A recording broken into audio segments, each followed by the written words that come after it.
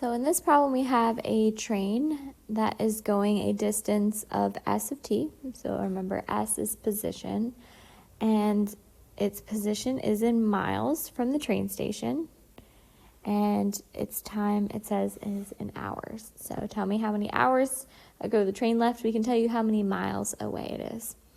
We want to find the velocity after 3 hours. So this is another problem where it seems like it's asking you to do one thing, but it's really asking you to do two. So we need to find the velocity function first and then plug in 3 hours. So this s of t, I want to take the derivative of it, but I notice this piece here. I have what looks to be a quotient, but I don't have t's in the top and the bottom, so I'm going to rewrite it so that I don't have to use a quotient rule. So first I'm going to say s of t is 70t plus negative exponents that are in the denominator, so it's going to be 200 times t plus 2 to the negative 1.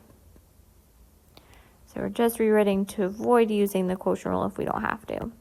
Now we can take the derivative of this because we know the derivative of position gives us velocity. So first piece, the derivative of 70t is just 70. Then over here, we're going to bring down the power. 200 times negative 1 is going to give me a negative 200. And I'm applying the chain rule here because I have more than just t raised to a power. So I'm going to bring down the power. I'm going to subtract 1 from my old power. Negative 1 minus 1 is negative 2. And remember the chain rule, you put the original on the inside and multiply by the derivative of the inside at the end. So I'm going to multiply by derivative of 1t is 1, derivative of 2 is 0. So you bring down your power, subtract from the new power, put the original on the inside, and multiply by the derivative at the end. So there's my velocity function. Remember, it's going to have 2 units. It's going to be in miles per, this one is hours.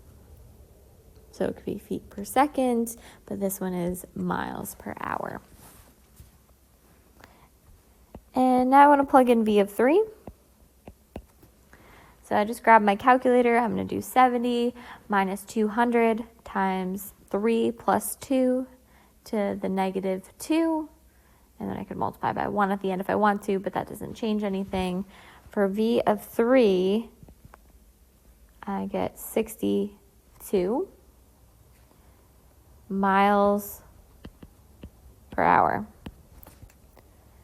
So it doesn't ask us about the direction of the train, but there's only 2 options. This train could be moving, well, it's positive, so between north and south, the positive direction would be north.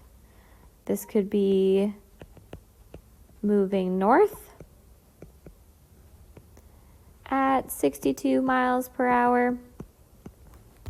Or if we're talking about being oriented on a horizontal line instead, so that was a vertical line horizontally, remember the positive direction was that west or was it east?